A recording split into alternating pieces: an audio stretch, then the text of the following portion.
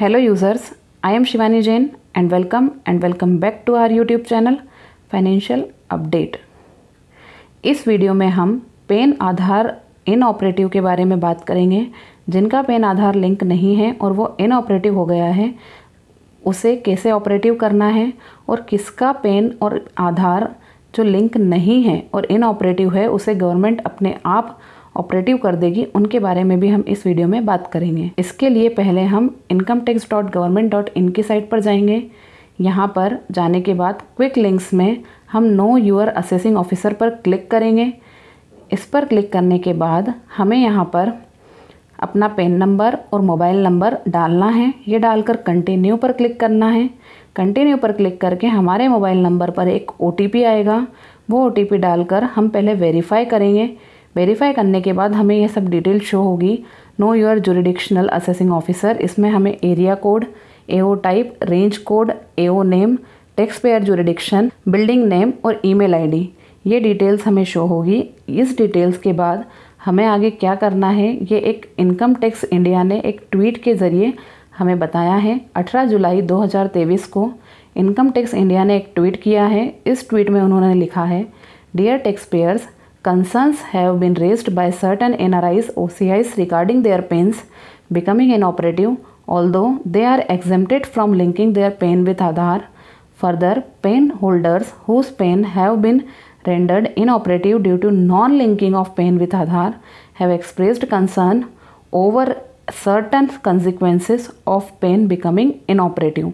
इसका मतलब उन्होंने बताया है कि कोई भी NRI या OCI जिनका PAN इनऑपरेटिव है और उन्हें पैन और आधार लिंक करना ही नहीं था, वो इसकी लिंकिंग के लिए पहले से ही एग्जेम्प्ट थे, फिर भी उनका पैन अगर इनऑपरेटिव है तो उनका पैन ऑपरेटिव कैसे होगा और उसके लिए क्या क्या कंसिक्वेंस होंगे, इसके बारे में उन्होंने आगे बताया है।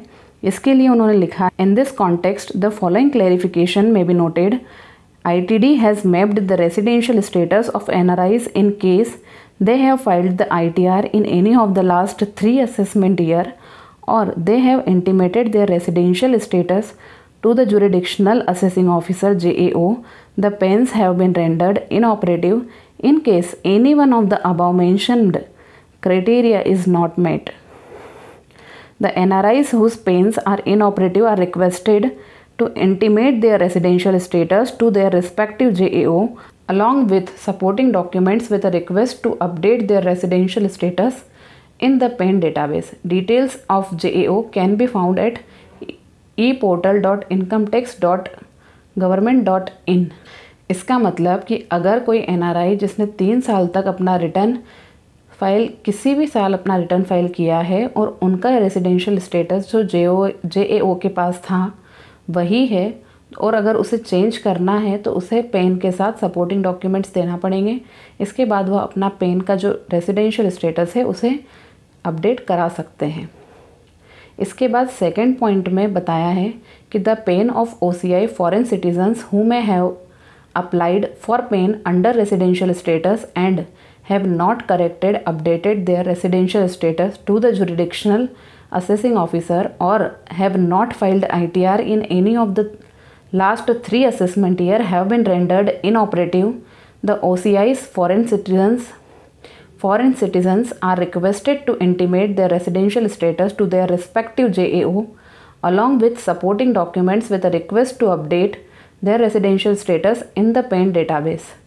Details of JAO can be found at eportal.incometax.government.in। इसका मतलब अगर किसी का पैन इनऑपरेटिव है और उनका रेसिडेंशियल स्टेटस करेक्ट नहीं है या अपडेटेड नहीं है और उन्होंने पिछले 3 साल में इनकम टैक्स का रिटर्न फाइल नहीं किया है तो भी वह अपना पैन का रेसिडेंशियल स्टेटस चेंज करा सकते हैं। उसके लिए उन्हें सपोर्टिंग डॉक्यूमेंट्स देना पड़ेंगे और AO को सबमिट करना पड़ेगा। इसके बाद एक इम्पॉर्टेंट पॉइंट थर्ड पॉइंट में शो किया है, it is clarified that an inoperative PAN is not an inactive PAN. इसका मतलब कि अगर आपका पैन इनऑपरेटिव है तो उसका ये मतलब नहीं है कि वो इनएक्टिव है। वन में file the income tax return irrespective of pan becoming inoperative. अगर पैन इनऑपरेटिव है तो भी आप अपना रिटर्न फाइल कर सकते हैं। Only following are the consequence of inoperative PAN. सिर्फ जो ये नीचे 3 पॉइंट दे रखे हैं सिर्फ ये इसके कंसिक्वेंस है अगर आपका पैन इनऑपरेटिव है तो।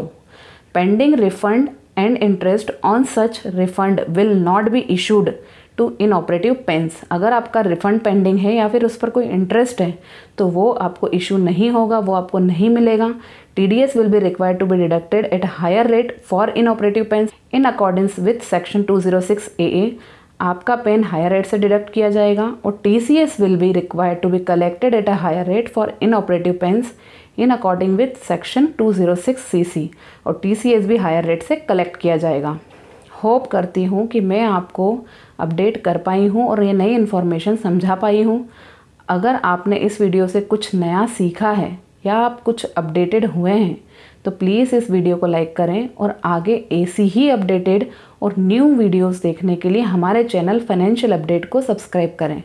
और अगर कोई क्वेरी हो तो आप कमेंट सेक्शन में कमेंट करके पूछ सकते हैं। Thank you.